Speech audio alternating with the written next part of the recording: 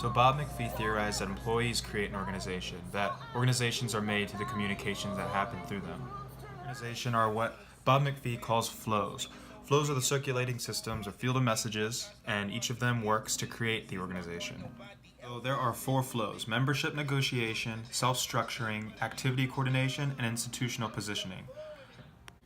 So the first flow is membership negotiation. In this image, you can see a man telling another man that he got the job. This is where organizations regulate who becomes and does not become part of that organization. And the second part of this is when socialization occurs. Now, the man who was just hired in the comic is talking to a colleague, and Cheryl's a loser. He says, okay, so this is just basic socialization occurring in the organization. In this very primal comic, I will demonstrate self-structuring, the second flow, which is the mapping of organization through procedure and policy. In this flow, all members seek closure and a sense of shared understanding in the interactions that occur. This creates sense-making, which is used to process ambiguous data. So in this first section, Bill's colleague says it's his turn to do the boss's paperwork. Now each week, someone else does the paperwork.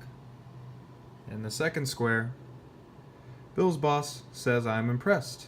I might have to promote you. Now the reason for the bosses having someone else do the paperwork is to see who's qualified enough to take on the job. Now Bill is the most qualified and therefore got a promotion. The third flow is activity coordination. The difference between an organization and a random crowd of people is that an organization has a set goal. Communication around the day-to-day labor helps get an organization to that goal. In this first set of the comic, the boss is saying, alright team, this week Bill will be our activity leader. Our goal is to reach 15,000 sales. Bill will lead the activity and hope that the organization reaches their goal. In doing so, he becomes a little bossy. Cheryl, pick up the damn speed.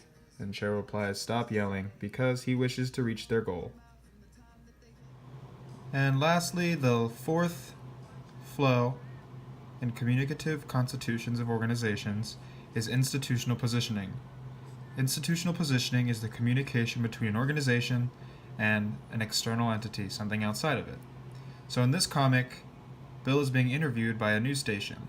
Is it true you cheated to make those 15,000 sales? She asks.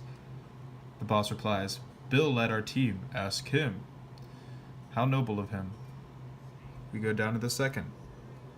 Bill responds, look, our business advocates integrity. We would never. By responding this way to the news lady, Bill is making a personality of the organization, saying how their structural integrity is. In this comic, it seems to me that Bill really made his way to the top of the organization. Now, that's one big thing that Bob McPhee's theory states, is that employees make the organization and through communication. And the number one thing that is happening throughout these comics is Bill's communication with his boss and colleagues and external entities. This has been Theory Breakdown by Luis Rivera. Thank you.